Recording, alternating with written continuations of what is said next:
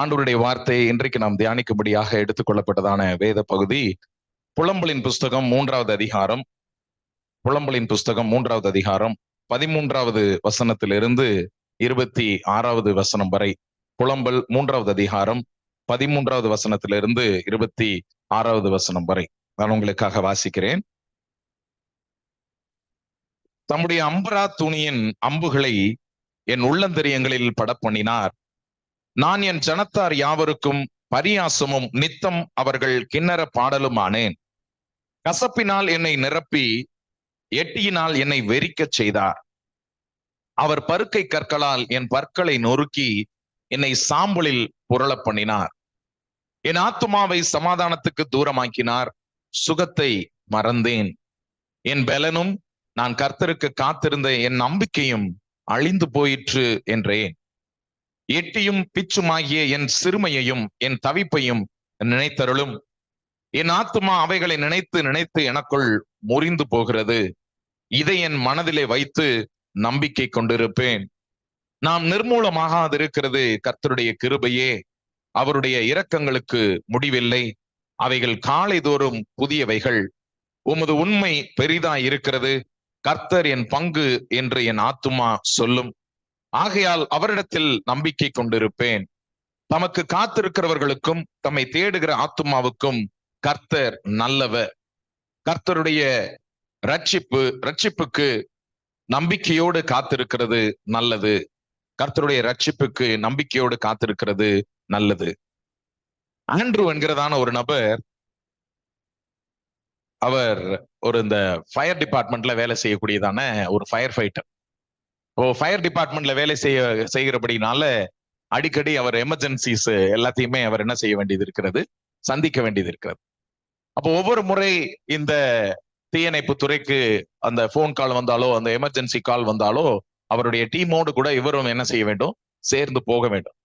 ஒவ்வொரு பிரச்சனைகளையும் அவர்கள் சந்திக்கும் பொழுது, அது ஒரு தீ விபத்தோ அல்லது வேற ஒரு விபத்தோ ஒரு பிரச்சனைகளோ எதுவாக இருந்தாலும் இவர்களை நம்பி அந்த முழு சூழல்களும் என்ன செய்கிறது இருக்கிறது. அப்ப ஜனங்கள் உடனே போன் பண்ணி கூப்பிடுறாங்க அப்படின்னா என்ன அர்த்தம்? வேற யாரும் இப்போதைக்கு அதை காப்பாத்துகிறதுக்கு, அதுல இருந்து விடுவிக்கிறதுக்கு நபர்கள் இல்ல, இந்த துறையைத்தான் என்ன செய்திருக்கிறோம், நம்பி இருக்கிறோம் என்று சொல்லி அந்த நம்பிக்கையில அவர்கள் கூப்பிடுகிறார். அப்போ இந்த வேலை மிகவும் ஒரு அழுத்தம் தரக்கூடியதான ஒரு வேலை, மிகவும் ஒரு ஆபத்தான ஒரு வேலையும் கூட, மிகவும் ஒரு பயத்தையும் நெருக்கத்தையும் கொடுக்கக்கூடியதான ஒரு வேலை. ஆனால் இந்த ஆண்ட்ரூ என்கிறதான நபர் இந்த வேலையை செய்து கொண்டே வருகிறார். ஆனால் இந்த அழுத்தங்கள் காரணமாக இதெல்லாம் இருந்தாலும் கூட குடும்பத்திற்குள்ள வந்தாலோ அல்லது நண்பர்களை சந்தித்தாலோ வேற இடங்களுக்கு போனாலோ இவரை எல்லாருக்கும் எப்படி தெரியும்? இவர் ஒரு தீயணைப்பு வீரர். ஒரு தீயணைப்பு வீரர் என்ற பெயர் அவருக்கு இருக்கிறபடினால அவருடைய உள்ளத்திற்குள்ளா இருக்கிறதான பயத்தையோ, அவர் கடந்து போகிறதான நெருக்கங்களையோ, அவர் கடந்து போகிறதான சவாலான சூழல்களையோ அவர் மனம் திறந்து யாரிடத்துல என்ன செய்ய முடியல, சொல்ல முடியல. காரணம் என்ன? இந்த மனம் திறந்து சொன்னா அது ஒரு வீக்னஸாக என்ன செய்வாங்க, பார்ப்பாங்க. ஏனென்று சொன்னா அவர் ஒரு தீயணைப்பு வீரர், அவருக்கென்று ஒரு பொறுப்பு கொடுக்கப்பட்டிருக்கிறது. அப்ப தன்னுடைய உள்ளத்துல ஆழத்துல போகக்கூடியதான வேதனைகளையும் பாடுகளையும் பிரச்சனைகளையும் மனம் திறந்து அவர் சொல்லுகிறதற்கு அவருக்கு வாய்ப்புகள் இல்லை, சூழல்கள் இல்லை. ஏனென்று சொன்னால் இந்த சமூகம், அவருடைய குடும்பம், நண்பர்கள் எல்லாரும் எதிர்பார்ப்பது இவர் ஒரு வீரர், இவர் தைரியமானவர், இவர் பிரச்சனைகளை சரி செய்பவர், அல்லது கடுமையான சூழல்கள் வரும்பொழுது இவர் தைரியமாக முன்னாடி சென்று பிரச்சனைகளை இருந்து ஜனங்களை காப்பாற்றுகிறவர் என்கிறதான ஒரு அடையாளம் அவருக்கு என்ன செய்யப்படுகிறது, கொடுக்கப்பட்டிருக்கிறது. ஆனால் நாளடைவில் இந்த உள்ளான மனுஷனுக்குள்ளாக அவருக்கு இருந்ததான வேதனைகள் வெளியில சொல்லப்பட முடியாததுனால அவர் கடந்த ஒரு 3-4 வாரங்களில 2 முறை தற்கொலை செய்வதற்கு என்ன செய்திருக்கிறார், முயற்சி செய்திருக்கிறார். ஏனென்று சொன்னா இந்த அழுத்தங்களை அவரால் என்ன செய்ய முடியல, சமாளிக்க முடியல. வெளியில சொன்னா இவருக்கு அது ஒரு வீக்னஸா பாத்துருவாங்களோ, அது ஒரு தோல்வி மனப்பான்மையோட என்னை பாத்துருவாங்களோ, என்னுடைய அடையாளத்திற்கு ஏதாவது ஒரு பிரச்சனை வந்து விடுமோ என்று சொல்லி அதை உள்ளுக்குள்ளேயே வைத்து வைத்து வைத்து வைத்து 2 முறை முயற்சி செய்திருக்கிறார். ஆனால் 2 முறையும் ஆண்டவருடைய கிருபையில காப்பாற்றப்பட்டிருக்கிறார். பின்பு ஒரு சிறு கூட்டத்தை சந்திக்கிறார், ஒரு ஜெப கூட்டத்தை. அங்கு 2-3 நண்பர்கள் இருக்கிறாங்க. அவங்க மனம் திறந்து பேசும் பொழுது அங்கே அவருக்குள்ளாக ஒரு தைரியம் வருகிறது. இல்ல, இது வீக்னஸ் இல்ல.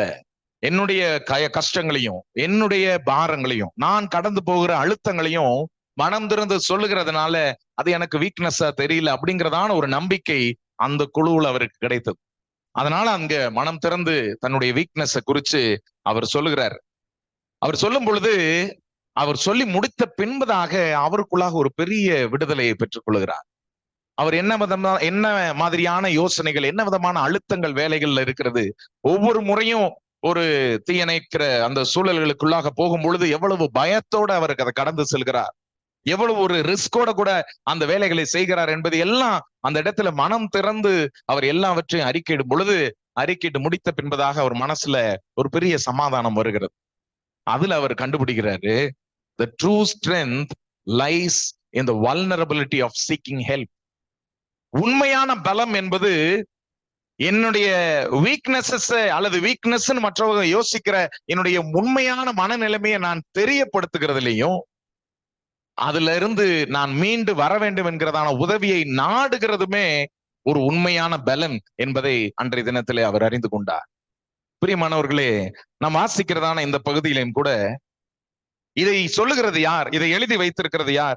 என்ன வாசித்தோம் பாருங்க. நான் சத்தமிட்டு கூப்பிட்டாலும் என் ஜெபத்துக்கு வழியை அடைத்து போட்டார்.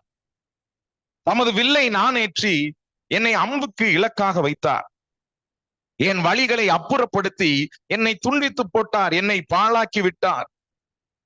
நான் என் ஜனத்தார் யாவருக்கும் பரியாசமும் நித்தம் அவர்கள் கிண்ணற பாடலுமானேன். கசப்பினால் என்னை நிரப்பி எட்டியினால் என்னை வெறிக்க செய்தார். என் ஆத்துமாவை சமாதானத்திற்கு தூரமாக்கினார், சுகத்தை மறந்தேன்.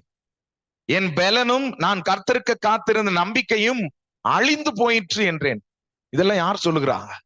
உள்ளத்தின் ஆழத்திலிருந்து எப்படியெல்லாம் தன்னுடைய உணர்வுகள் இருக்கிறது, எப்படியெல்லாம் ஒரு பாடுகள் வழியாக கடந்து போகிறார், எப்படியெல்லாம் தன்னுடைய இருதயம் நொய்ந்து போயிருக்கிறது, தொய்ந்து போயிருக்கிறது, கசப்பாக இருக்கிறது, சமாதானம் இல்லாமல் இருக்கிறது, சஞ்சலத்தோடு கூட இருக்கிறது என்பதை யார் இங்க வெளிப்படுத்துறா? எரேமியா தீர்க்கதரிசி. எரேமியா தீர்க்கதரிசி இந்த புலம்பலின் புஸ்தகத்துல தன்னுடைய இருதயத்தில் இருக்கிற வியாகுலங்களை எல்லாம் தைரியமாக வெளிப்படுத்துகிறார். அப்போ ஒரு தீர்க்கதரிசி என்றால் நம்ம எப்படி பார்க்கிறோம்? ஒரு தீர்க்கதரிசி என்றால் ஆண்டவரோடு கூட நேரடியாக பேசக்கூடியவர். ஒரு தீர்க்கதரிசி யாரு? ஒரு ராஜாக்கள் முன்பதாக போய் நின்று, அதிகாரிகள் முன்பதாக போய் நின்று, அவர்களுடைய குற்றங்களையும் ஜனங்களுக்கு முன்பதாக தைரியமாக போய் நின்று அவர்களுடைய குற்றங்களையும் அவர்களுடைய மீறுதல்களையும் டைரக்டா கவுண்டர் பண்ணக்கூடிய ஒரு நபர். தேவனிடத்திலிருந்து டைரக்டா வார்த்தைகளை பெற்று, ஆண்டவர் இதை போய் இந்த ஜனங்களுக்கு சொல்லுனா அதை போய் சொல்லக்கூடியதான தைரியம் படைத்த ஒரு நபர், ஒரு வீரம் மிக்க நபர், யாருக்கும் அஞ்சிடாத ஒரு நபர். ராஜாவே இருந்தாலும், தலையவே சீவக்கூடிய அதிகாரம் அவரிடத்துல இருந்தாலும், ராஜாவையும் எச்சரிக்கக்கூடியதான ஒரு நபர். அவ்வளவு வல்லமை நிறைந்ததான அதிகாரம் படைத்ததான தீர்க்கதரிசிகளில் ஒருவர் இந்த எரேமியா தீர்க்கதரிசி. ஆனால் அந்த எரேமியா தீர்க்கதரிசி புலம்புகிற வார்த்தைகளைத்தான் நம்ம இங்க என்ன செய்கிறோம்? இந்த புலம்பலின் புஸ்தகத்திலே பார்க்கின்றோம். அந்த வார்த்தைகளைத்தான் பார்க்கிறோம். அவ்வளவு தைரியம் படைத்தவர், அவ்வளவு வல்லமை நிறைந்தவர், அவ்வளவு அதிகாரம் உள்ளவர், தேவனோடு கூட அவ்வளவு ஐக்கியம் உள்ளவர்.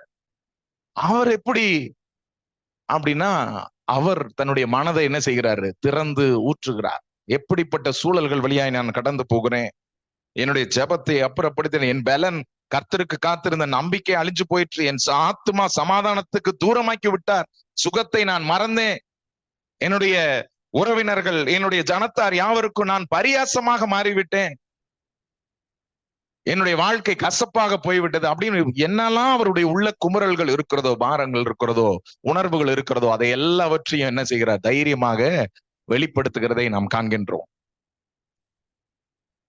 பொதுவாக மனிதனுக்குள்ளாக தேவன் பலவிதமான உணர்வுகளை உள்ள வைத்திருக்கிறார்.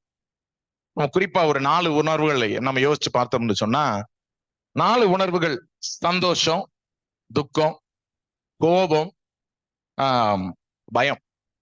இன்னும் நிறைய உணர்வுகள் இருக்கு, எரிச்சல், வெக்கம், அந்த மாதிரி சில நிறைய இன்னும் உணர்வுகள் இருக்கு. ஒரு 4 உணர்வுகள் முக்கியமா நம்ம யோசிச்சு பார்த்தோம்னு சொன்னா, சந்தோஷம், துக்கம், கோபம், பயம். இந்த 4 உணர்வுகளை எடுத்து பார்த்தோம்னா, சந்தோஷம்ன்ற உணர்வை எல்லாரும் என்ன செஞ்சுக்குவாங்க? அங்கீகரிச்சு கொள்வாங்க. நீங்க சந்தோஷமா இருக்கிறீங்களா? எல்லாருக்கும் அது ஹாப்பியா இருப்பாங்க, எல்லாருக்குமே மன மகிழ்ச்சியா இருக்கும், அதை ஏற்றுக்கொள்வாங்க. ரைட், சந்தோஷமா இருக்காங்க. அவங்க சந்தோஷமா இருக்காங்க, நம்ம வீட்டுல சந்தோஷமா இருக்காங்க, கூட பிறந்தவங்க சந்தோஷமா இருக்காங்க. ஓகே, எல்லாரும் சந்தோஷமா இருக்காங்களா? ரைட், நல்லது.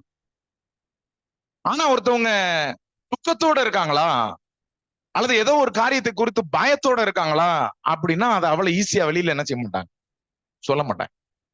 ஏனென்று சொன்னா ஒரு துக்கமோ அல்லது ஒரு பயமோ அல்லது ஒரு அப்படிப்பட்ட உணர்வுகள் நமக்குள்ளாக இருக்கு என்று சொன்னா அதனுடைய அடையாளம் எப்படி பார்க்கப்படுகிறது? இப்போ ஒரு ஒரு பொதுவா ஜென்ஸ் நம்ம எடுத்துட்டோம்னா ரொம்ப ஈஸியா சொல்லலாம். சில நேரங்கள்ல நம்ம வீட்டுல இருக்கிற அக்காக்களோ அன்பு சகோதரிகளோ நம்மளுக்கு மற்ற சகோதரிகள் இருப்பாங்க, யார்ட்டையாவது நம்ம சொல்லி என்ன செஞ்சிருவோம், புலம்பி அழுது தீத்துருவோம். ஆனா ஜென்ஸ் பாத்தீங்கன்னா அப்படி புலம்பி அழுது அழுதுலாம் என்ன செய்ய மாட்டாங்க, ஈஸியா சொல்ல மாட்டாங்க. ஏன்னா அது ஒரு வீக்னஸ் என்ன செய்வாங்க, பாப்பாங்க.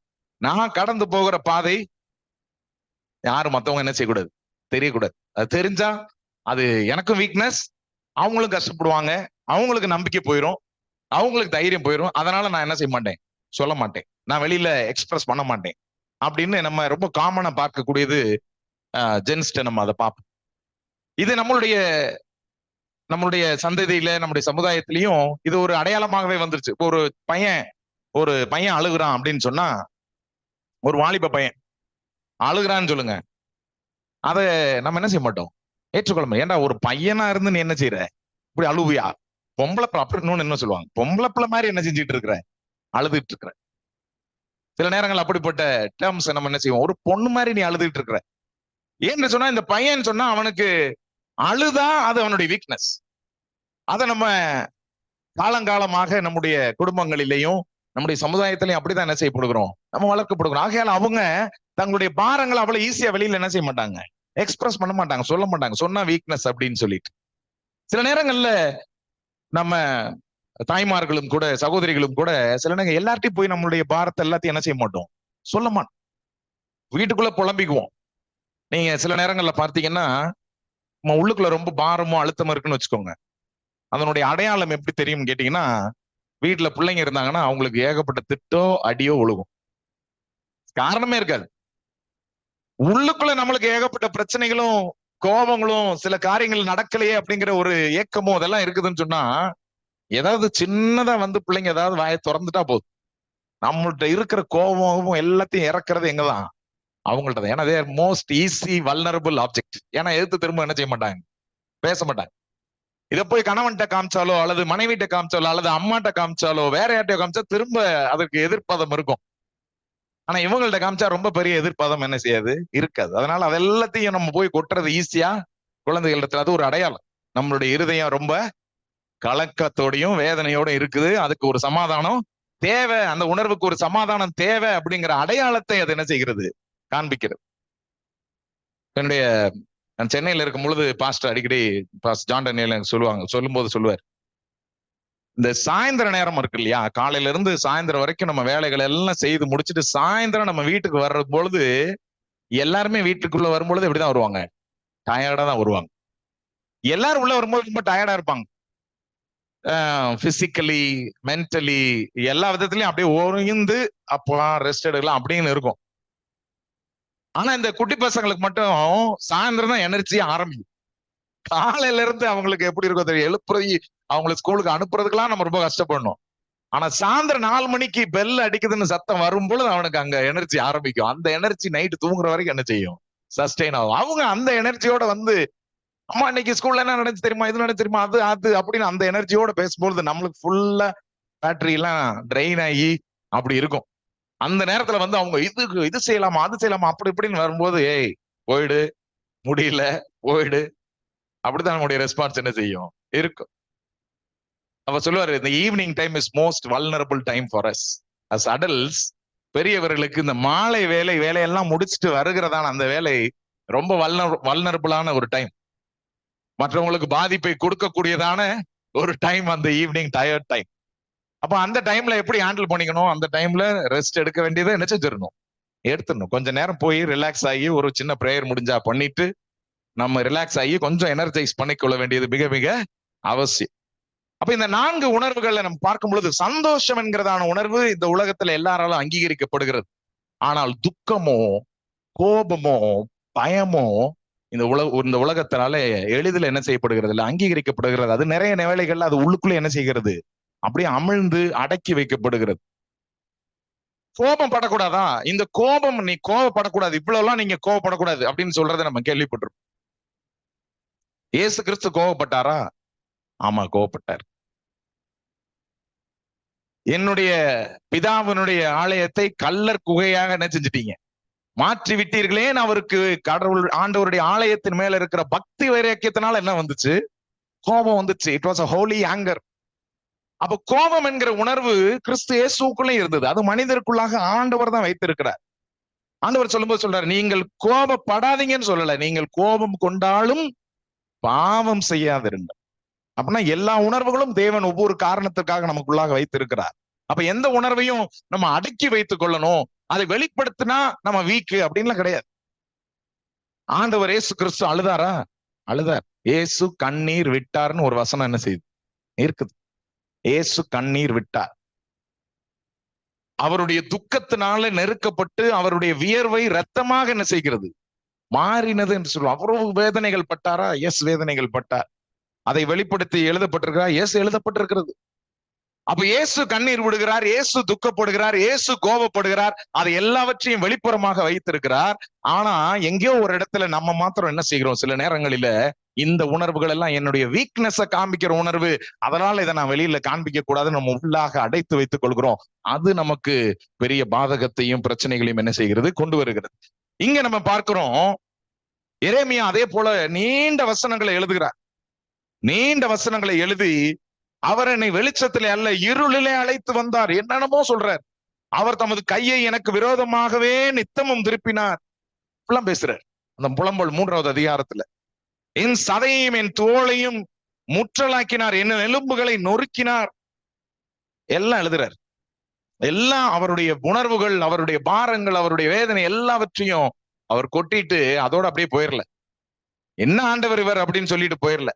என் பலன் போயிடுச்சு, என் கர்த்தருக்கு காத்திருந்த நம்பிக்கை அழிந்து போயிடுச்சு அப்படின்னு எல்லாம் சொல்லி முடிச்சுட்டு கடைசியா அவர் சொல்ல வருகிறதான காரியம், ஆனாலும் நான் கர்த்தரிடத்திலிருந்து பலத்தை பெற்றுக்கொண்டேன். 21வது வசனத்திலிருந்து சொல்லுகிறார், இதை என் மனதிலே வைத்து நம்பிக்கை கொண்டிருப்பேன். நாம் நிர்மூலமாகாது இருக்கிறது கர்த்தருடைய கிருபையே, அவருடைய இரக்கங்களுக்கு முடிவில்லை. நாம் நிர்மூலமாகாமல் இருக்கிறது கர்த்தருடைய கிருபையே, அவருடைய இரக்கங்களுக்கு முடிவில்லை. அவைகள் காலைதோறும் புதியவைகள், உமது உண்மை பெரிதா இருக்கிறது. இந்த 22, 23வது வசனத்துல அவர் எதை வெளிப்படுத்தி காண்பிக்கிறார்? முதல் காரியம் இன்றைக்கு நாம் கற்றுக்கொள்ள போகிறது 2 விஷயங்கள். அப்ப இந்த மாதிரி நெருக்கத்தோடு, பாரத்தோடு, பிரச்சனைகளோடு எரேமியாவை போல நம்முடைய வாழ்க்கையிலும் சில நேரங்கள்ல இருக்கும். நம்ம தனிமையா உட்காரும் பொழுதுதான் அதான் யோசிப்போம்.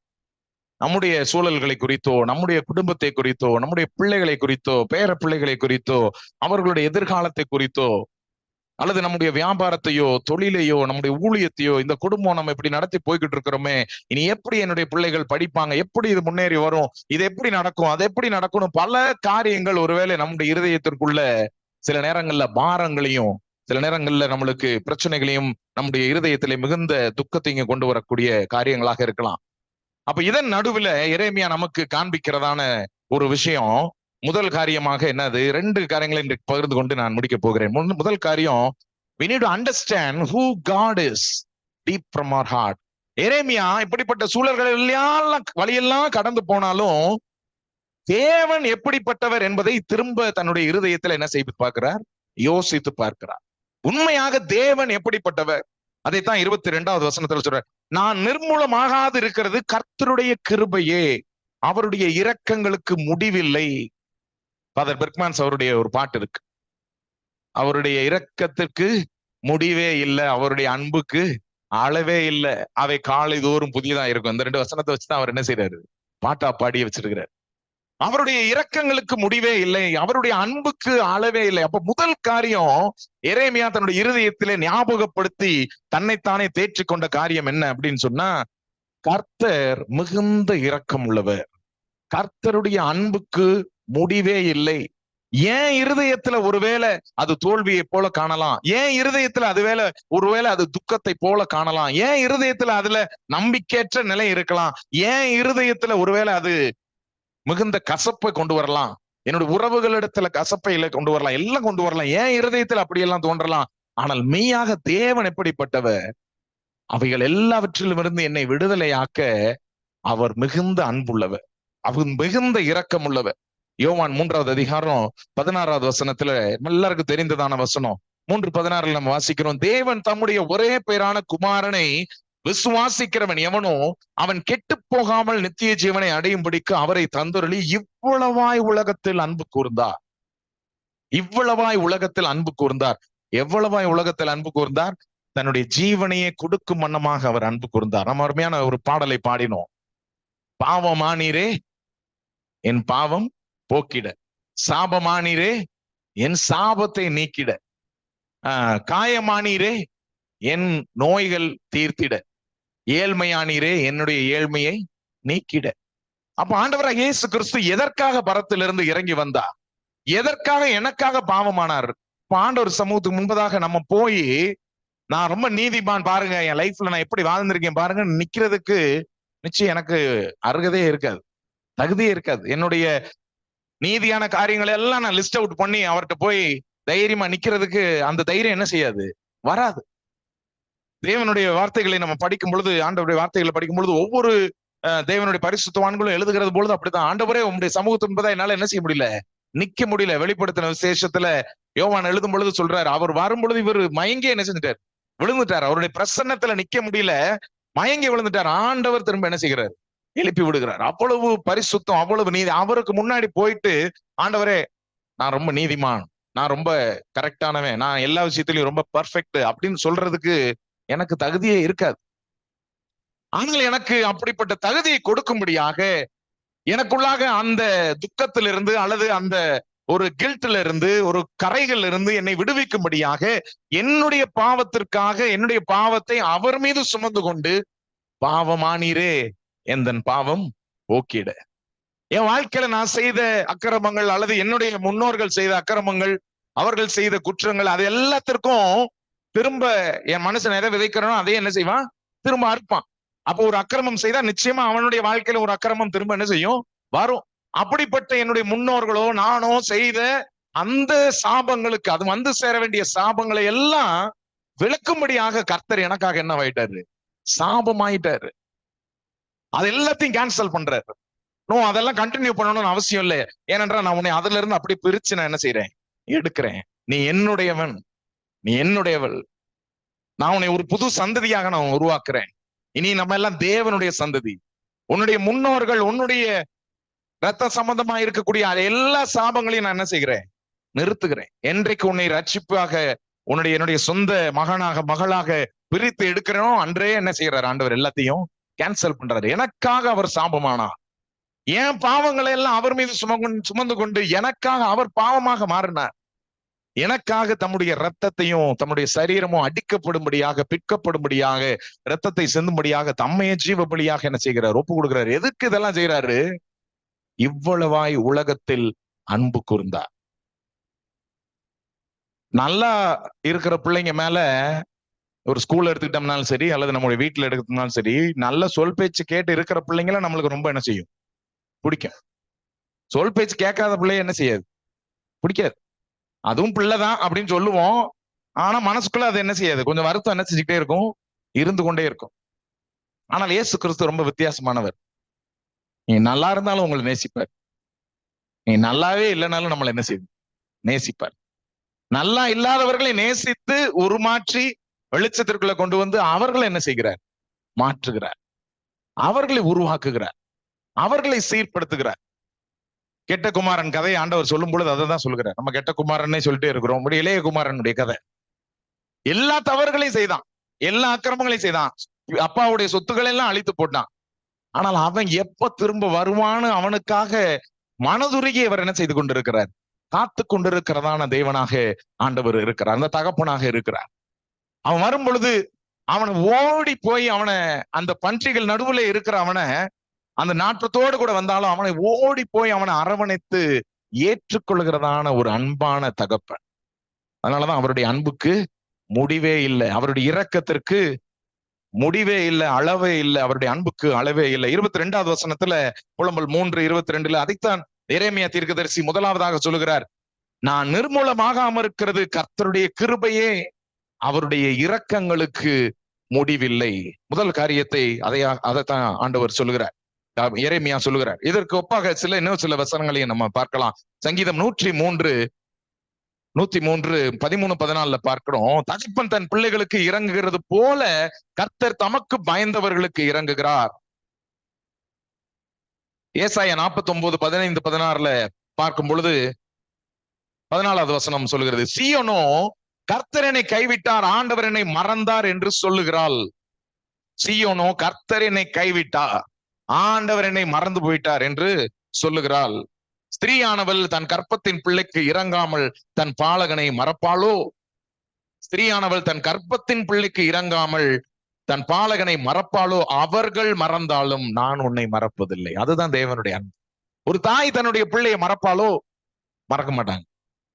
தன்னுடைய பிள்ளைய மறக்க மாட்டாங்க. கர்ப்பத்தின் பிள்ளைக்கு இறங்காமல் தன் பாலகனை மறப்பானோ? மறக்க மாட்டாங்க. ஆனால் அவர்கள் மறந்தாலும், ஒருவேளை நம்முடைய பெற்றோர்களே நம்மை மறந்தாலும், நம்முடைய தாயோ தகப்பனோ அன்பான சகோதரனோ சகோதரியோ உடன் பிறந்தவர்களும் நம்மை மறந்தாலும், நம்மை மறுதளித்தாலும், நம்மை ஏற்றுக்கொண்டாலும் ஏற்றுக்கொள்ளாவிட்டாலும் ஆண்டவர் சொல்கிறார், நான் உன்னை மறப்பதில்லை. இதோ என் உள்ளங்கைகளிலே உன்னை வரைந்திருக்கிறேன், உன் மதில்கள் எப்போதும் எனக்கு முன்பதாக இருக்கிறது. சில நேரங்களில் நம்ம யோசிக்கும் பொழுது, இந்த அளவிற்கு தேவன் என்னை நேசிக்கிறதற்கு நான் தகுதியானவனா? எவ்வளவு என்னுடைய குடும்பமா என்னை ஏத்துக்கல. சில நேரங்களில் பாருங்க, இந்த ஜெயிலுக்கு போயிட்டு வரவங்க எல்லாம் பாரதி பிரதருக்கு நல்லா தெரியும். இந்த ஜெயில இருக்கக்கூடியவங்க அல்லது சில டேக், அவங்களுடைய லைஃப்ல சில டேக் வச்சிருவாங்க. அப்போ ஏதோ ஒரு குற்றத்திற்காக அவர் ஜெயிலுக்கு போயிட்டார். ஒரு கொள்ளையோ ஏதோ ஒண்ணுல மாட்டி வேற ஏதோ ஒரு பிரச்சனைனால ஜெயிலுக்கு போயிட்டார். தீர்ப்பாகுது, விடுதலை ஆகுறாரு. ஒரு 3 வருஷமா 4 வருஷமும் கழிச்சு வெளியில வர்றாங்கன்னு வைங்க. அந்த சமுதாயம் உடனே அவங்களை ஏத்துக்குமா? குடும்பம் உடனே ஏத்துக்கும். குடும்பத்துல மேபி தாயோ தகப்பனோ பேரண்டா இருக்கிறவங்க என்ன செய்வாங்க, ஒருவேளை ஏற்றுக்கொள்ளலாம். ஆனா உறவினர்களோ சுற்றிலும் இருக்கிற சமுதாயமோ அவங்க மேல ஒரு டேக் என்ன வச்சிருவாங்க. இவன் ஜெயிலுக்கு போயிட்டு வந்தவன், அவன் எல்லாம் திருந்தி வந்திருக்கலாம். அரசாங்கமே அவனை விடுதலை ஆக்கியிருக்கலாம். தண்டனையில இருந்து கேன்சலே பண்ணிருக்கலாம். he is totally free, he is given freedom. அரசாங்க சட்டத்திட்டமாகவே அவன் விடுதலை ஆனாலும் கூட அவன் மேல அந்த டேக் என்ன செஞ்சுட்டே இருக்கும், ஓட்டிக்கிட்டே இருக்கும். நான் ஊழியம் செய்கிறதான இந்த எய்ட்ஸ்னால பாதிக்கப்பட்ட குழந்தைகளுடைய குடும்பத்திலையும் இதே பிரச்சனை தான். அப்பா இறந்துருவார், அம்மா இறந்துருவாங்க. ஆனா பிள்ளைங்க மேல அந்த டேக் என்ன செஞ்சுட்டே இருக்கும், இருந்துகிட்டே இருக்கும். இப்போ ஒரு குடும்பம் இருக்கு, 3 பெண் குழந்தைங்க. அப்பா இறந்துட்டார், 3 சின்ன பிள்ளைங்களா. அந்த கடைசி பிள்ளை 2 வயசு இருக்கும் பொழுது தகப்பன் மரிச்சிட்டார். அம்மா மட்டும் தான் இருக்காங்க. ஃபேமிலி, கிராமத்துல இருக்கிற ஒரு ஃபேமிலி, அம்மா மட்டும் தான் இருக்கிறாங்க. 3 பெண் குழந்தைங்க. தகப்பன் மரித்த உடனே டெஸ்ட் பண்ணி எதனால மரித்தாருன்னா, ஹாஸ்பிட்டல் உடம்பு சரியில்லாம மரித்தாரு. அவருக்கு எய்ட்ஸ் நோய் இருக்கு, மறைஞ்சிட்டாரு. இப்போ ஃபுல் ஃபேமிலிக்கு டெஸ்ட் பண்ணி பாக்குறாங்க, 4 பேருக்கும், ஒய்ஃபுக்கும் 3 குழந்தைகளுக்கும். ஆண்டவர் கிருபையில 3 குழந்தைகளுக்கும் இல்ல, பெண் குழந்தைகளுக்கும் இல்ல. ஒய்ஃபுக்கு என்ன செஞ்சிருச்சு, இன்ஃபெக்ஷன் வந்துருச்சு. இப்போ இந்த முழு குடும்பத்துக்குமே இப்ப ஒரு டேக் என்ன செஞ்சிருச்சு, அவர் விட்டு போயிட்டார், ஒரு டேக் வந்துருச்சு. இந்த குடும்பமா, அது எய்ட்ஸ் குடும்பம். அந்த டேக் எனக்கு ஒரு டேக் வந்துச்சு. நான் இந்த ஃபீல்ட்லயே வேலை செஞ்சுட்டு இருக்கனால ஒரு எனவே அந்த கதைக்கு நான் பின்னாடி வரேன், சுருக்கமா சொல்றேன். என்னைய சென்னையில ஒரு நல்ல ஃப்ரெண்டு தான், ஒரு அவேர்னஸ் இதுக்காக ஒரு சின்ன பாடல் ஜிங்கிள் மாதிரி எழுதணும். எழுதி அவன் நல்லா மியூசிக் பண்ணுவான். அதனால அவன்கிட்ட போய் பண்ணும்பொழுது நான் உள்ள போனேன்னே அவன் சொல்லுவான், எய்ட்ஸ் வந்துட்டார் வாங்க அப்படின்னு கிண்டலா கேலியா பேசுறதுக்கு he will call me with that tag. சரி, அது ஒரு க்ளோஸ்ட் சர்க்கிளா இருக்கனால நான் சிரிச்சுட்டு கடந்து போயிடுவேன். ஆனா இந்த குடும்பத்தை யோசிச்சு பாருங்க, தகப்பன் இறந்து போயிட்டாரு, முடிஞ்சிருச்சு, அவர் லைஃப் முடிஞ்சுச்சு. இன்றைக்கு அவரு இறந்து போய் கிட்டத்தட்ட 15 வருஷம் மேல ஆயிடுச்சு. ஆனா இன்றைக்கும் அந்த டேக் என்ன செஞ்சுட்டே இருக்கு, இருந்து கொண்டே இருக்கிறது. இப்போ என்ன சவால் அப்படின்னு கேட்டீங்கன்னா, அம்மா ஆரோக்கியமா இருக்கிறாங்க, அதெல்லாம் கடந்து வந்துட்டாங்க. இந்த டேக் இவங்களுக்கும் இப்படி இருக்கு, இன்ஃபெக்ஷன், இந்த ஒரு இது இருக்கிறதுனால குடும்பத்தார் எல்லாரும் என்ன செய்யறாங்க, 3 பொம்பளை பிள்ளைங்க கல்யாணம் பண்ணி காப்பாத்துறதெல்லாம் ரொம்ப கஷ்டம். 3 பொம்பளை பிள்ளைங்க கல்யாணம் பண்ணி கொடுத்துருங்க, சீக்கிரம் முடிச்சிரு. 3 பிள்ளைகள் கரையேத்துரு. ஏன்னா அடுத்த என்ன சொல்றாங்க, அதை இன்டைரக்டா என்ன சொல்ல வர்றாங்க, நீ செத்து போயிருவ. See the tag. நீ செத்து. அப்ப நம்பிக்கை சொல்லுகிற வார்த்தைகள் அங்க இல்ல. ரொம்ப பிராக்டிக்கலா பேசுறேன், லாஜிக்கலா பேசுறேன்ட்டு நம்பிக்கை தருகிற வார்த்தைகள் இல்ல. நீ செத்து போயிரு, அதனால சீக்கிரம் உன் பிள்ளைகளை என்ன 10th முடிச்ச உடனே 12th முடிச்ச உடனே கல்யாணம் பண்ணி கொடுத்து கல்யாணம் பண்ணு. நிறைய குடும்பங்களை நான் அப்படி பார்த்திருக்கிறேன். ஆனா ஆண்டவருடைய கிருபையில இந்த குடும்பம் என்னுடைய பார்வையில வந்தது, என்னுடைய கண்கள்ல வந்தது. தேவனுடைய கிருபையில அவர்களை நான் தேவனுக்குள்ளாக வழி நடத்தி அவர்களை தைரியப்படுத்தி, நீங்க தைரியமா இருங்க, கர்த்தர் உங்களை என்ன செய்யறாரு, நேசிக்கிற. அவருடைய அன்புக்கு அளவே இல்லை, அவருடைய இரக்கத்திற்கு முடிவே இல்லை. அவருடைய கிருபை காலைதோறும் புதிதா இருக்கும், தைரியமா இருங்க. தொடர்ந்து அவர்களை தைரியப்படுத்தி வந்ததுனால இன்றைக்கு பாத்தீங்கன்னா இந்த 3 கேர்ள்ஸும் பிஜி டிகிரி முடிச்சிட்டாங்க. 2 கேர்ள்ஸ் நல்ல வேலையில என்ன செய்யறாங்க, இருக்கிறாங்க, வெவ்வேறு இடங்கள்ல நல்ல ஜாப்ல இருக்கிறாங்க. கடைசியா இருக்கிற ஒரு கேர்ள் இன்னொரு அடுத்தோடைய தன்னுடைய பிஜி டிகிரிய படிச்சுட்டு இருக்கிறான். ஆனா இப்ப அடுத்த ஒரு சவால் என்ன வருது, அந்த மூத்த பொண்ணு மாப்பிள்ளை பாக்குறாங்க. மாப்பிள்ளை பார்க்கும் பொழுது மாப்பிள்ளை வீட்டுல இருந்தாலும் வர்றாங்க. ஆனா இவர்களுடைய மனசுல ரொம்ப தீர்க்கமா இருக்கிறாங்க. அப்பா எப்படி இறந்தாரு, அம்மா இப்படி இருக்கிறாங்கன்றத என்ன செய்யணும், முன்னாடியே சொல்லிடணும். ரொம்ப ஆனஸ்டா இருக்கிறாங்க. அவங்க இடத்துல நம்ம என்னன்னாலும் என்ன செய்யணும், சொல்லிடணும், ஏற்றுக்கொண்டான. ஆனா இதனால சில குடும்பங்கள் என்ன செய்யறாங்க, விலகி போறாங்க. Because of the tag. ஜெயில இருந்து வர்றாரா, ஜெயிலுக்கு போயிட்டு வந்தவன், ஜெயிலுக்கு போயிட்டு வந்தேன். இந்த சமுதாயம் நமக்கு ஒரு அடையாளத்தை டேக் என்ன செய்து கொண்டே இருக்கு, வைத்து கொண்டே இருக்கிறது. ஆனால் தேவனுடைய அன்போ அவருடைய இரக்கங்களுக்கு முடிவே இல்லை. நான் என்னுடைய வாழ்க்கையை நான் சிந்தித்து பார்த்தேன் என்று சொன்னா, நம்ம இங்க உட்கார்ந்து இருக்கிற ஒருவேளை நம்ம ஒவ்வொருவரும் நம்முடைய வாழ்க்கையை நம்ம யோசிச்சு பார்க்கிறோம், சிந்தித்து பார்த்து இருக்கிறோம் என்று சொன்னா, நான் மீட்கப்படுவதற்கு முன்பதாக, ரட்சிக்கப்படுவதற்கு முன்பதாக நான் கடந்து போன பாதைகள், நான் செய்ததான பாவங்கள், நான் செய்ததான அக்கிரமங்கள், நான் பேசினதான வார்த்தைகள், நான் செய்ததான செயல்கள், இதையெல்லாம் ஆண்டவர் முன்னாடி வச்சு ஆண்டவர் அவைகள் எல்லாவற்றிலும் இருந்து என்ன செஞ்சாரு, விடுதலை ஆக்கிட்டார். அதெல்லாம் வெளியரங்கம் ஆச்சு அப்படின்னா நம்ம ஒவ்வொருத்தருக்கும் ஒரு டேக் என்ன செஞ்சுட்டு இருக்கோம், வந்துட்டே இருக்கும். இந்த உலகம் நம்மள அவ்வளவு ஈஸியா என்ன செய்யாது, ஏற்றுக்கொள்ளாது. ஆனால் கர்த்தர் மனதுருக்கமுடையவர், கர்த்தர் நீடிய சாந்தமும் தயமும் உள்ளவர். டைம் ஆயிடுச்சு, விரைவாக போகிறார். அப்ப தேவனுடைய அனுக்கிரகம் என்ன? முதல் காரியம், எரேமியா என்ன சொல்கிறாரு, அவருடைய இரக்கங்களுக்கு முடிவே இல்லை. அவைகள் காலைதோறும் புதியவைகள், அவைகள் காலைதோறும் புதியவைகள். அப்ப புதியவைகள் அப்படின்னு சொன்னா அங்க ஏதோ பழையவைகள் என்ன செய்கிறது, இருக்குது.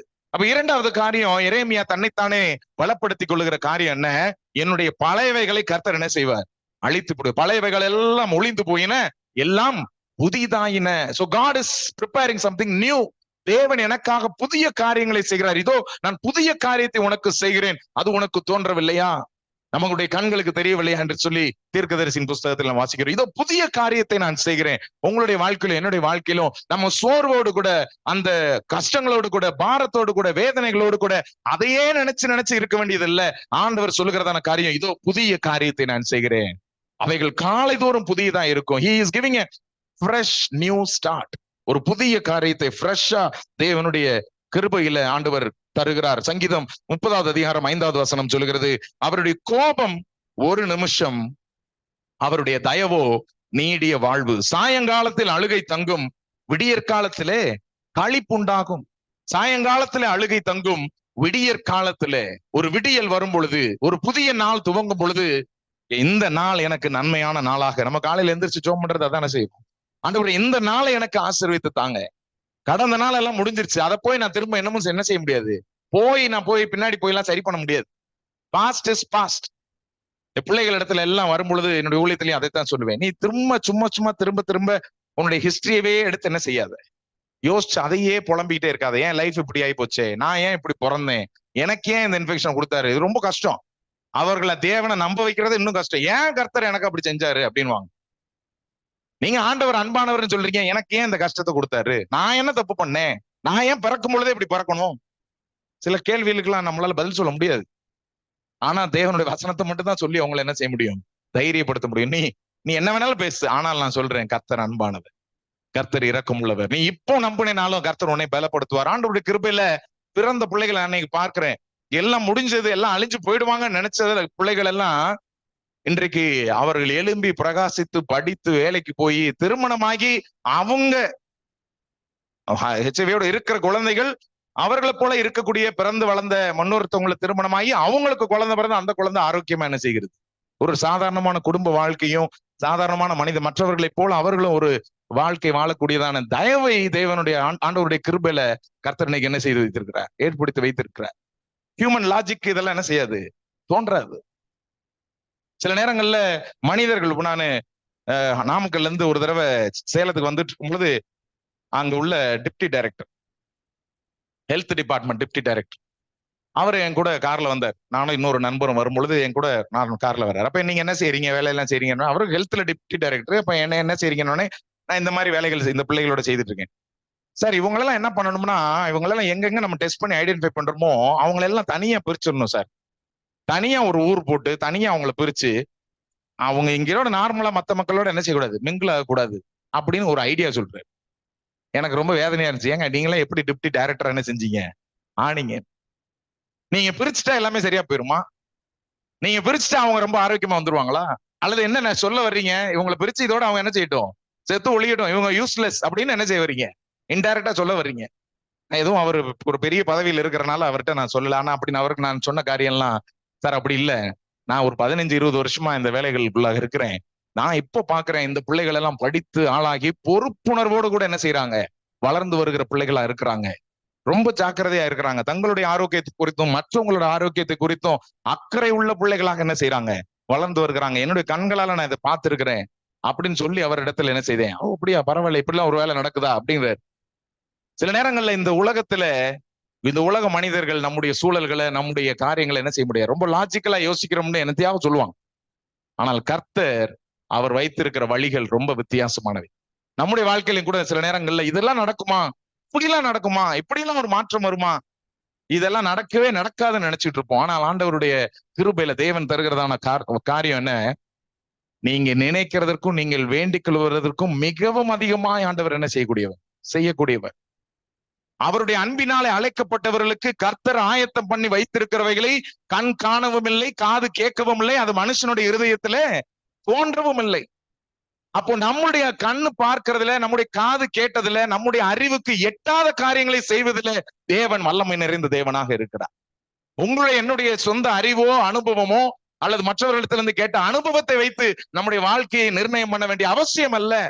ஏனென்றால் தேவன் நம்முடைய அறிவுக்கும் நம்முடைய காண்கிற காரியங்களுக்கும் நம்ம கேள்விப்பட்ட காரியங்களுக்கும் அப்பாற்பட்ட தேவனாக இருக்கிறார். He can do mighty things. உங்களை அற்புதங்களை காண பண்ணுவேன், உன்னை அடையாளங்களை காண பண்ணுவேன், உன்னுடைய அதிசயங்களை காண பண்ணுவேன் என்று சொல்லுகிறதான தேவன். அவர் அற்புதங்களையும் அடையாளங்களையும் இன்றைக்கும் செய்து கொண்டிருக்கிறார். அநேக காரியங்களை நம்மளுடைய வாழ்க்கையில நம்ம யோசித்து பார்க்க முடியும், செயல்படுத்த முடியும்.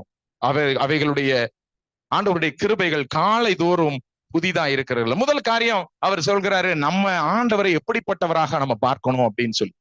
இரண்டாவது காரியம், ஆண்டவர் நம்மிடத்திலிருந்து எப்படி என்ன எதிர்பார்க்கிறார், what we need to understand, அல்லது how we need to understand what God expects from us. நம்மிடத்திலிருந்து தேவன் எதை எதிர்பார்க்கிறார். முதல் காரியம் தேவன் நம்மிடத்தில் எதிர்பார்க்கிறது 24வது வசனத்துல நம்ம பார்க்கிறோம், கர்த்தர் என் பங்கு என்று என் ஆத்துமா சொல்லும், ஆகையால் அவரிடத்தில் நம்பிக்கை கொண்டிருப்பேன். கர்த்தர் என் பங்கு என்று என் ஆத்துமா சொல்லும். We need to say the Lord is my portion. கர்த்தர் என் பங்கு என்று சொல்லி நாம் சொல்லுவதற்கு நாம் வாய்களை திறந்து உள்ளத்துல நினைக்கிறது மட்டுமில்ல, இந்த பங்கு அப்படி என்றால் என்ன, what is the meaning of the lord is my portion. அவர் என்னுடைய போர்ஷன், என்னுடைய பங்கு என்று சொன்னா அதுக்கு என்ன அர்த்தம் அப்படின்னு பார்த்தோம்னு சொன்னா, portion it means a source of security and hope. என்னுடைய பாதுகாப்பிற்கும் நம்பிக்கைக்கும் இருக்கக்கூடிய ஒரு அரண், ஒரு சோர்ஸ், அதுதான் என்னுடைய பங்கு. பங்குன்னு சொல்லும் பொழுது நம்ம சொல்லுவோம் பங்கு பிரிக்கிறோம் அப்படின்னு சொல்லுவோம் இல்லையா. அதே பங்கு, அதே வார்த்தைகளை அடையாளத்தை அந்த அர்த்தத்தை எடுத்தோம்னு சொன்னாலும் ஆண்டவருடைய வார்த்தை இங்க என்ன சொல்லி எதற்காக இப்படி சொல்லப்படுறது, ஆண்டவர் என்னுடைய பங்கு அப்படின்னு சொல்லும் பொழுது ஆண்டவர் எனக்கு கொடுத்திருக்கிறதான பங்கு, எனக்கு கொடுத்திருக்கிறதான இன்ஹெரிட்டன்ஸ். தேவனுடைய ராஜ்யம் என்பது என்னுடைய இன்ஹெரிட்டன்ஸ். ஆண்டவர் என்னை தேவனுடைய ராஜ்யத்திற்கு என்ன செய்கிறாரு, பிரித்து வைத்துக் கொண்டார். அப்ப தேவனுடைய ராஜ்யம் எனக்கு கொடுக்கப்பட்டிருக்குன்னு சொன்னா தேவனுடைய ராஜ்யத்தின் ஆசீர்வாதங்களும் அதோடு கூட எனக்கு என்ன செய்யப்பட்டிருக்கிறது, சேர்ந்து கொடுக்கப்பட்டிருக்கிறது. நம்முடைய பலவீனத்திலே என்னுடைய பலன் பூரணமாய் விளங்கும் என்று சொல்லுகிறார்.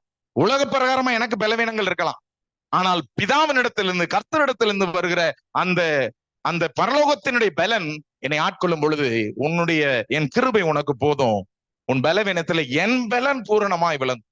நமக்கு பிசிக்கலி வீக்னஸ் இருக்கலாம், நமக்கு இந்த உலக பிரகாரமா நம்மளுக்கு எல்லா விதமான குறைகளும் இருக்கலாம். ஆனால் கிறிஸ்து நம்மோடு கூட இருக்கும் பொழுது, in our weaknesses he is our strength. அவர் நமக்கு பலனாயிரு. அது என்னுடைய பங்கா இருக்கிறார். இன்ஹெரிட்டன்ஸ், பங்கு என்பது என்னுடைய கர்த்தரின் சுதந்திரமும் என் பாத்திரத்தின் பங்குமானவர். தேவரீர் என் சுதந்திரத்தை காப்பாற்றுகிறீர். சங்கீதம் 73:26 இப்படியாய் சொல்கிறது, என் மாம்சமும் என் இருதயமும் மாண்டு போகிறது, தேவன் என்றென்றைக்கும் என் இருதயத்தின் கண்மலையும் என் பங்குமாய் இருக்கிறார். சங்கீதம் 142:5, கர்த்தாவை உம்மை நோக்கி நான் கூப்பிடுகிறேன், நீரே என் அடைக்கலமும் ஜீவனுள்ள ஒரு தேசத்திலே என் பங்குமாய் இருக்கிறீர் என்றேன். உம்மை நோக்கி கூப்பிடுகிறேன், எனக்கு அடைக்கலம் நீங்க தான், என்னுடைய பங்கு நீங்க தான், என்னுடைய சுதந்திரம் நீங்க தான். இதை நம்ம தொடர்ந்து நம்முடைய சைட்ல இருந்து அறிக்கையிட்டு மனதின் ஆழத்திலிருந்து, உள்ளத்தின் ஆழத்திலிருந்து வைராக்கியமா நம்ம கொண்டு இருக்கணும். கர்த்தரே எனக்கு பங்கா இருக்கிறார், ஆண்டவர் என்னை மீட்டு எடுத்துக்கொண்டார், அவருடைய ராஜ்யத்தை மட்டுமல்ல அந்த ராஜ்யத்தில் உள்ள சகல ஆசீர்வாதங்களை எனக்கு என்று என்ன செய்திருக்கிறாரு, கொடுத்திருக்கிறாரு. எனக்காக அவர் ஜீவனையே கொடுத்துட்டு போயிட்டாரு. எனக்காக அந்த ராஜ்யத்தை கனெக்ட் பண்ண முடியாக, பிதாவோடு கூட என்னை கனெக்ட் பண்ண முடியாக எனக்காக ரத்தத்தை சிந்தி எல்லாத்தையும் எடுத்து என்னை மீட்டு எடுத்துக்கொண்டாரு. அவரே எனக்கு துணையா இருக்கிறாரு. வேற என்ன எனக்கு வேணும்? அவர் என்னுடைய மீட்புமானவர், அவர் என்னுடைய பங்கானவர். அதை நம்ம அறிக்கையிடணும். அதைத்தான் இங்க எரேமியா செய்கிறார். கர்த்தர் என் பங்கு என்று என் ஆத்மா சொல்லும், ஆகையால் அவரிடத்தில் நான் நம்பிக்கை கொண்டிருப்பேன். இரண்டாவது காரியம் அவர் என்ன சொல்கிறாரு? Waiting patiently. கர்த்தருடைய ரட்சிப்புக்கு நம்பிக்கையோடு காத்திருக்கிறது நல்லது. இந்த வசனத்தை வாசிக்கும் பொழுது என் கண்கள்ல உடனடியா பட்ட வார்த்தை கடைசி 2 வார்த்தை தான், காத்திருக்கிறது நல்லது. காத்திருக்கிறது நல்லது. சில நேரங்கள்ல நம்ம அவசர அவசரமா எடுக்கிற முடிவுகள் எல்லாம் நம்மளை தவறா கொண்டு போய் என்ன செய்யும், விடும். கர்த்தருக்கு காத்திருக்கிறவர்கள் ஒரு பொழுதும் வெட்கப்பட்டு போவதில்லை, கைவிடப்படுவதில்லை. கர்த்தருக்கு காத்திரு, திடமனதா இருந்து கர்த்தருக்கே காத்திரு. காத்திருக்கிறதுனால என்ன எனக்கு பலன்? ஏசாயா 40:31 நம்ம வாசிக்கிறோம், கர்த்தருக்காய் காத்திருக்கிறவர்கள் புது பலன் அடைவார்கள். கர்த்தருக்காய் காத்திருக்கிறவர்கள் புது பலன் அடைவார்கள். Waiting in the presence of the lord. காத்திருக்குதல் அப்படின்னு நினைக்கும் போது நம்ம சம்டைம்ஸ் நினைக்குவோம் எதுவுமே வேலை செய்யாம சும்மா இருக்கிறது. சும்மா இருக்கிறது காத்திருக்கிறது கிடையாது. Waiting is not passive. Waiting is active with faith and dependence on God. Waiting is not passive. அது சும்மா அப்படியே உட்கார்ந்துட்டு இருக்குதுன்னு கிடையாது. வெயிட்டிங்னால என்னது? நான் நம்பிக்கையோடு கூட ஆண்டவரை சார்ந்து விசுவாசத்தோடு நான் காத்து கொண்டிருக்கிறேன். எதற்காக? Something is good is going to happen. ஆண்டவர் எனக்காக ஏதோ ஒரு பெரிய காரியங்களை எனக்காக ஆயத்தம் பண்ணி வைத்திருக்கிறார், அது நடக்க போகிறது, அதற்காக நான் காத்து கொண்டிருக்கிறேன். இப்ப காத்திருப்புதல் என்பது இஸ் நாட் பாசிவ். அது நம்மளுடைய பலனை தருகிறதா இருக்குது. காத்திருக்குதல் தேவனோடு கூட நம்மளுக்கு ஆழமான உறவை கொடுக்கிறது. காத்திருக்குதல் நமக்கு பொறுமையையும் சகிப்புத்தன்மையையும் என்ன செய்கிறது? நம்முடைய இருதயத்திலே அதிகரிக்கிறது. காத்திருக்குதல் அவர் மீது இருக்கிற நம்பிக்கையை பெருக பண்ணுகிறது. காத்திருக்குதல் தேவனுடைய நேரத்தை நம்முடைய வாழ்க்கையிலே என்ன செய்கிறது? நிச்சயப்படுத்துகிறது. நம்முடைய நேரம் அல்ல, நம்ம டைமிங் அல்ல, நம்முடைய டைமிங்ல நமக்கு வேண்டிய நேரத்துல எல்லாத்தையும் செய்கிறது அல்ல. அவருடைய டைமிங், அவருடைய செயல்கள், அவருடைய பிளான், அது நம்முடைய வாழ்க்கையில செய்கிறது, நிறைவேறுகிறதற்கு அது ஏதுவாக இருக்கிறது. யாரெல்லாம் காத்திருந்த நிறைய உதாரணங்களை நம்ம வாழ்க்கையில நம்முடைய வேதாகமத்துல பார்க்கலாம். ஆபிரகாம் தேவனுடைய வாக்கு தத்தத்துக்காக என்ன செய்திருந்தார்? பல வருடங்கள் காத்திருந்தார். இந்த பூமியின் மணலை போல உன் சந்ததி ஆக்குவேன்னு சொல்லிட்டாரு. அங்க குழந்தையே கிடையாது. ஆனா கொடுத்த ஆசீர்வாதம், வாக்குத்தத்தம் என்னது?